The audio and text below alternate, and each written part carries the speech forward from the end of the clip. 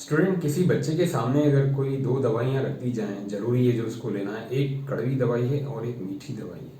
उसको at a time लेना जरूरी है और कड़वी दवाई मल्टीविटामिन की है, वो भी कंपलसरी है। तो बच्चा क्या करेगा? समझदारी दिखाएगा। बच्चा क्या करेगा? पहले कड़वी दवाई पी लेगा, उसके ऊपर फिर मीठी पिएगा, ताकि वो जो कड़वे का इफेक्ट है जीभ पे उसको न्यूट्रलाइज कर सके। तो ऐसे ही स्टूडेंट में बात करूं, कुछ सब्जेक्ट ऐसे होते हैं जो बच्चों को पसंद आते हैं, कुछ सब्जेक्ट ऐसे होते हैं जो बच्चों को पसंद नहीं आते। तो यहाँ दिक्कत क्या होती है? एक स्मार्ट प्लानिंग अपने पास नहीं होती है, तो जो सब्जेक्ट अपने को पसंद नहीं आते हैं वो एग्जाम टाइम में अपने को तकलीफ देते हैं। अब जो चीज़ पसंद नहीं है तो बच्चा क्या करता है कि उसको इग्नोर करता है, साल भर सोचता है नहीं पढ़ूँ, कल पढ़ लूंगा, नहीं पढ़ूँ, कल पढ़ लूंगा, करते करते फिर सैंपल पेपर सोचते आ जाए, फिर वो क्वेश्चन देख के घबरा जाता है। जो सब्जेक्ट, हर किसी की अलग अलग चॉइस है, किसी को कोई सब्जेक्ट पसंद नहीं है, किसी को कुछ पसंद नहीं है। तो जो सब्जेक्ट पसंद नहीं है वो उसको एग्जाम टाइम में इतनी तकलीफ देता है कि जो सब्जेक्ट उसको आते हैं अच्छे से वो भी भूल जाता है इस चक्कर में। और स्टूडेंट अपनी टीचिंग एक्सपीरियंस में, जब मैं स्कूल्स में और कोचिंग क्लासेस में पढ़ाया करता था, तो जनरली जो बच्चे मुझसे इंटरेक्ट करते थे तो उनका कहना था बायो। काफ़ी बच्चों को बायो से हेजिटेशन होता है, बड़ा ही मतलब फोबिया रहता है बायो की, बड़ी बड़ी स्पेलिंग्स, बड़े बड़े आंसर्स कैसे याद करें, तो वो बायो को काफ़ी इग्नोर करते थे। फिजिक्स केमिस्ट्री अच्छा लगता था उनको, न्यूमेरिकल है, एनालिटिकल है, उनमें कुछ रिजल्ट निकल के सामने आते हैं, कुछ इंटरेस्टिंग लॉज नहीं है। हालांकि बायो भी इंटरेस्टिंग है, बायो भी यूजफुल है। मैंने बताया कि हर सब्जेक्ट का अपना अपना इम्पोर्टेंस है, लेकिन हर किसी की अलग अलग टेंडेंसी है। तो बायो को लेकर काफ़ी शिकायत रहती थी, और इवन जब हम स्कूल में पढ़ाते थे, जो बायो टीचर्स हैं वो भी ऐसा बताया करते थे कि बच्चे बायो से बहुत घबराते हैं, बायो को वो पढ़ना ही नहीं चाहते हैं, फिर लास्ट मोमेंट में फिर वही प्रॉब्लम आती है। ऐसे एक सब्जेक्ट और आपके मन में आ रहा होगा जिसका मैंने जिक्र नहीं किया अभी, सोशल स्टडीज़। तो काफ़ी बच्चे जिनको मैं पढ़ाता था, मैक्सिमम बच्चे, आई थिंक मैंने जब अपनी टीचिंग एक्सपीरियंस से 15 साल का उसमें देखा है कि बच्चे सोशल स्टडी को लेकर काफ़ी चिंता में रहते थे। सोशल स्टडी के नाम से ही वो घबरा जाते थे। एक तो 3 चीज़ें उसमें, हिस्ट्री, सिविक्स, ज्योग्राफी, तो उसको लेकर वो परेशान रहते थे, किसी का मन ही नहीं करता था। या तो किसी को सिविक्स खाली पसंद आता था तो हिस्ट्री ज्योग्राफी नहीं पसंद आता था, किसी को ओनली ज्योग्राफी पसंद आता था तो हिस्ट्री सिविक्स पसंद नहीं आता था। तो सोशल में काफ़ी बच्चे परेशान रहते थे और काफ़ी फोबिया रहता था, और यही ऐसा सब्जेक्ट मैंने देखा है अभी तक, जो मैंने ऑब्जर्व किया बच्चों में, एग्जाम टाइम में बहुत तकलीफ देता था। तो स्टूडेंट, इन सब परेशानियों से निपटने के लिए हमको एक स्मार्ट प्लानिंग बनानी पड़ेगी, एक smart planning right from beginning. अभी हमारे पास काफ़ी टाइम है, टर्म 2 के लिए 3 से 4 महीने हैं, लगभग 100 डेज हैं। तो हमको एक ऐसी फुल प्रूफ प्लानिंग बनानी है ताकि एग्जाम में हमको दिक्कत ना आए। स्पेशली जो दिक्कत आपको आती है, मैंने जो बताया फिर से मैं दोहरा रहा हूँ कि जो सब्जेक्ट हमें नहीं आते हैं, जो टेंशन देते हैं, वो उन सब्जेक्ट पे हावी हो जाते हैं जो हमको आते हैं। हमारा मैथ्स का पेपर होने वाला है, लेकिन उसके जस्ट बाद सोशल स्टडी का पेपर है, चिंता सोशल की रहती है, सोशल पढ़ाई नहीं है, तो उस चक्कर में मैथ्स भी हम भूल जाते हैं।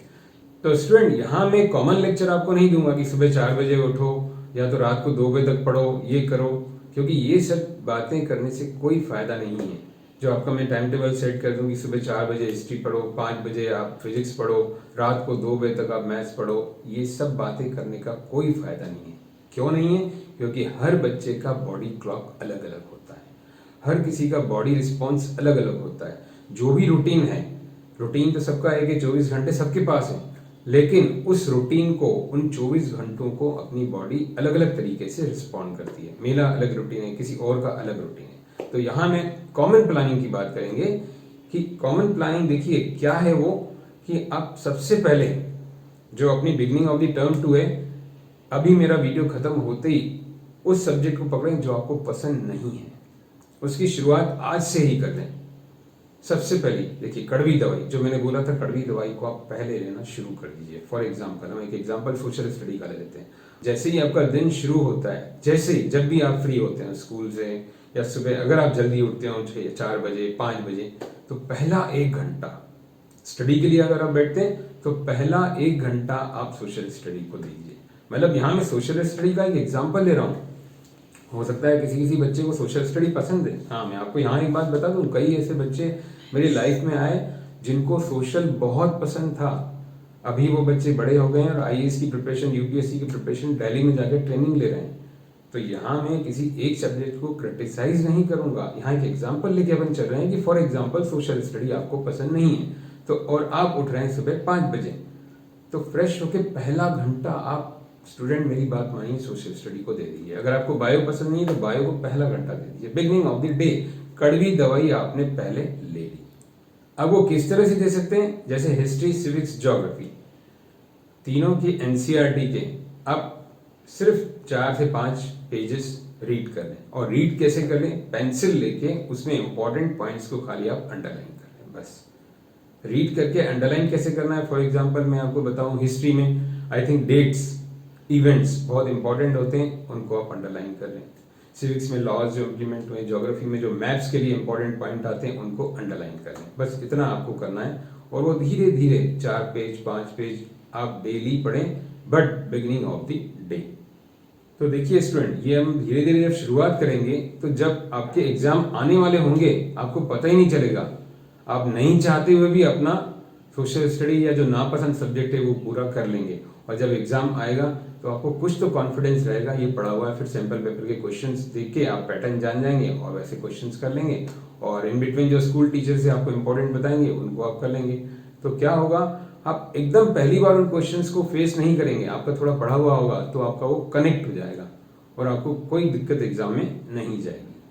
अब 1 घंटा आपने जैसे सोशल स्टडी को दे दिया, अब आपको मान लीजिए बायो भी पसंद नहीं है तो बायो को आपको मात्र 20 to 30 मिनट्स देने हैं। 20 मिनट्स आर सफिशिएंट, क्योंकि bio is a part of science, ज्यादा चैप्टर्स नहीं है, फिजिक्स, केमिस्ट्री, बायो, तो बायो के थोड़े से ही चैप्टर हैं। अगर आप एवरीडे रोज सोशल के साथ साथ बायो की रीडिंग 20 to 30 मिनट्स मन लगा के करें।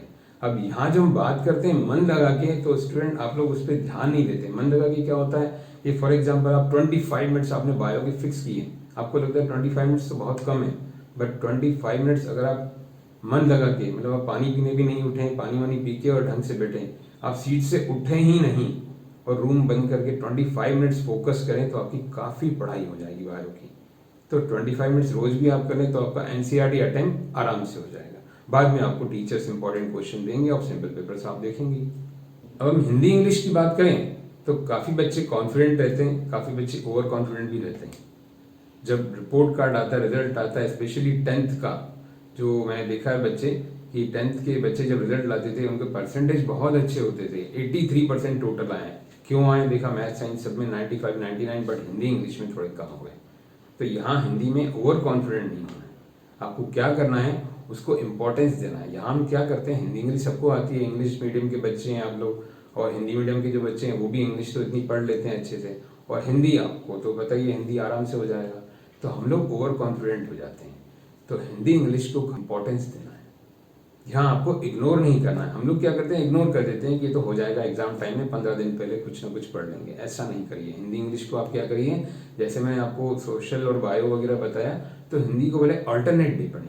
इंग्लिश को एक दिन आपने हिंदी पढ़ लिया जब भी आपको टाइम मिला, और हिंदी कैसे पढ़ना है, आराम से, जैसे नॉवल पढ़ते हैं।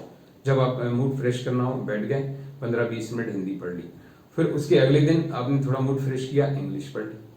और इंग्लिश तो आप न्यूज़ वगैरह तो वैसे ही सुनते होंगे, आपको सुनना चाहिए स्पोर्ट्स न्यूज़, और आपके मनपसंद जो भी चैनल है इंग्लिश के आपको देखना चाहिए। आपकी इंग्लिश अच्छी होगी, और घर में अगर न्यूज़पेपर आता है तो बहुत ही अच्छी बात है, पूरा न्यूज़पेपर आप ध्यान से पढ़ें, तो आपकी 60 to 70% तो वैसे ही इंग्लिश प्रिपेयर हो जाएगी। ग्रामेटिकल एंड काफ़ी जो पैराग्राफ्स होते हैं बहुत स्ट्रांग हो जाएंगे।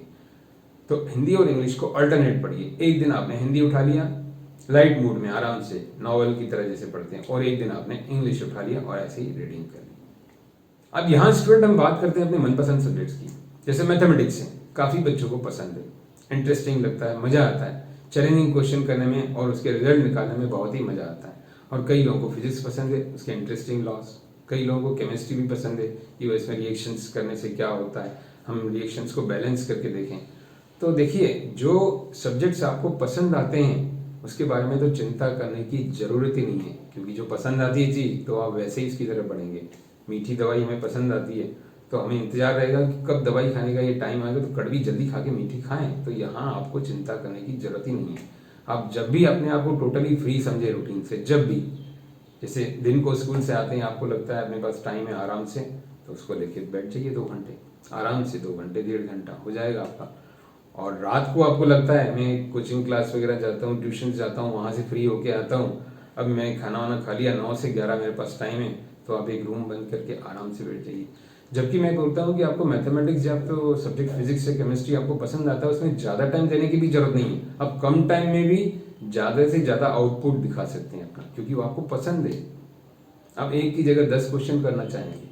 तो इस तरह से स्टूडेंट बिल्कुल ही लाइट वे में आप अपनी स्मार्ट प्लानिंग बना सकते हैं और जो आपकी स्टडीज़ को 3 या 4 महीने में आराम से कंप्लीट कर सकते हैं। तो स्टूडेंट मिलते हैं हम अगले वीडियो में कुछ और इम्पोर्टेंट टॉपिक लेकर जो आपके काम का हो। आपके मन में भी कोई डाउट हो, कोई क्वेश्चन हो, कमेंट सेक्शन में लिखिए। और जो नेक्स्ट वीडियो मैं अपलोड करूंगा वो इंट्रोडक्शन टू पॉलिनोमियल, जो पहला चैप्टर आपका टर्म 2 का है, वो आप जरूर देखिए। Thank you students.